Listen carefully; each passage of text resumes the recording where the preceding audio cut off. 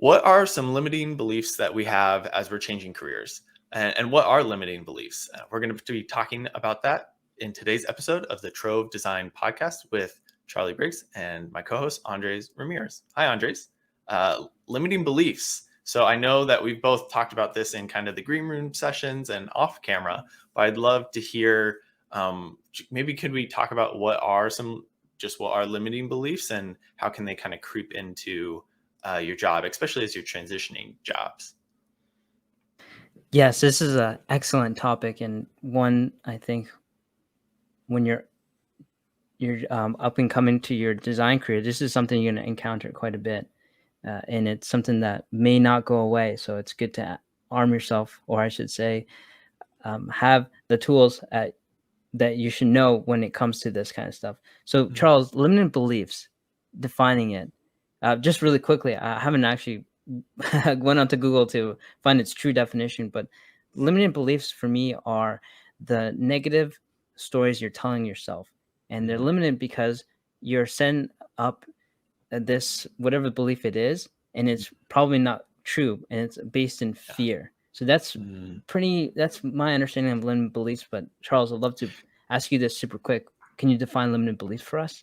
Yeah, I think similar to you, the definition that I've kind of put on it, and for me, is really just having those constraints that you put on yourself uh, in whatever it is. Obviously, right now we're talking about in our careers or in our jobs, and I love what you were saying there, Andres. Around, I think a lot of these are dictated by fear, whether that's fear of failure or not being as talented as you think you are. I know as designers, we all we love our babies, our designs that we create, and we don't want to be perceived as maybe less capable or not as good of a designer. So I know that that can really help lead to a lot of these limiting beliefs that we put on ourselves. And the bad thing about limiting beliefs is that typically you don't see any way to go past that belief, right? And so we want to be able to disarm those through maybe some better self-talk or just understanding some truths that way we can take those limiting beliefs off and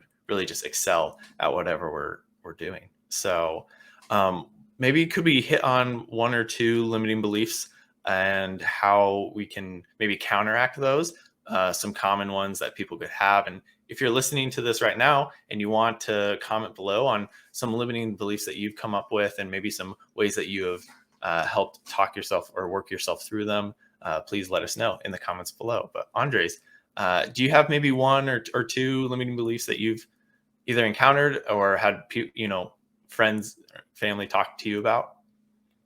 One that I see in my circles is I'm too young to be taken seriously. I've seen this one come up quite a bit because in my career, or the career that I'm on right now, is that I'm fairly new to it, and Mm. so that that trickles into my mind where people that think that, oh, just because you're young, you don't have enough experience to really talk about this.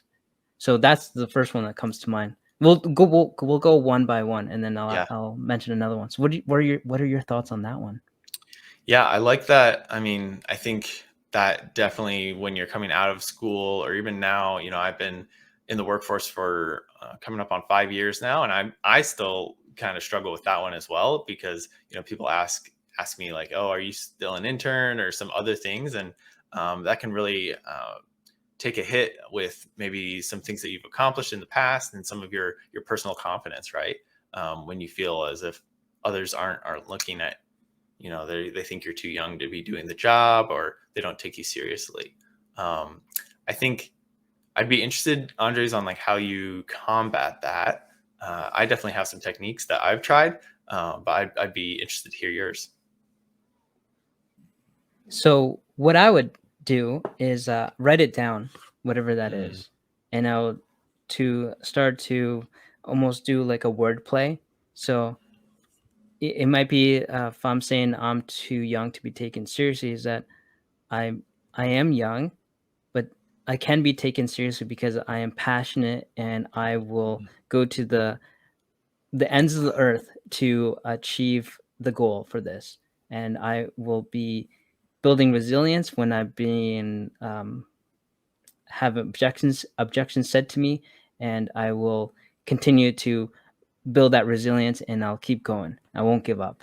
Those are the kind of things. So, in other words, words of affirmation Yeah. is what I would probably do in this situation.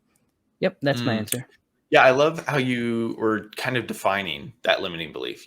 Recognizing it as even a limiting belief, I think can add a lot of power, right? So if you were thinking, "Oh man, I'm too young," being able to recognize, "Oh, that's actually a limiting belief," and I think what you mentioned with writing it down is gorgeous, and then also being able to use the wordplay there.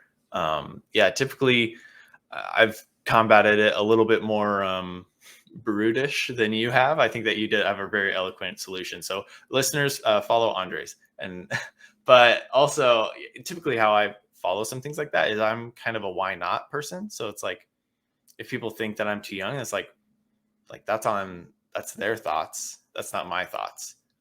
And so kind of being able to show up to myself and say, hey, you're not too young. Like let's just do the work and show the work, and that will speak for you, instead of having to combat and say, oh, and confront them. It's like, well, let's just be here and do what we need to be doing, and then that will show for it. And advocating for that is typically how I've combated that one.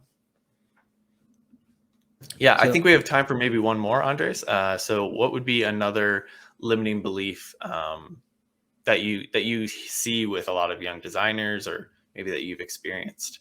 yes, with young designers, I would say one that I hear is I'll never get a job with my current experience. That Mm, one, that one's comes up quite a bit because of people of just graduating from university, college, maybe private institute, and yeah. then that's the only experience that you have. You Hmm. don't have actual uh, in-house or agency or whatever it is Yeah. experience yet. So that's a tricky one. I What do know you it's think hit about that? I know it's hit the meme culture, right? Where it says, "Oh, I just graduated. I'm getting an entry level job that requires 10 years of experience." And it's like, that doesn't make sense, right? And I totally get that feeling. Especially, I think what happens here is we see that, and we also will compare ourselves to people who maybe have that experience, right? We see on Instagram people who've been doing something for 20 years, and it's beautiful, whether it's a logo design, and it's like, this is a great logo design, or industrial design on my side. And I'm like, I can never sketch that well or something. I think that those two things paired up can be really detrimental. That being said, I found that it's not the amount of experience, but it's how you can communicate it, right? As designers and as creative individuals, a lot of our work is telling stories or communicating ideas. And so being able to apply that to your resume or to your experience has been really helpful for me to be able to really just talk through, okay, here's the experience that I have.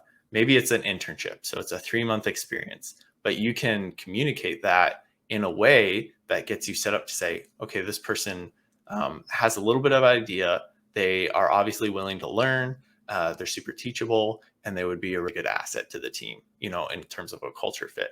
And really, those are some things that I think companies actually are looking for.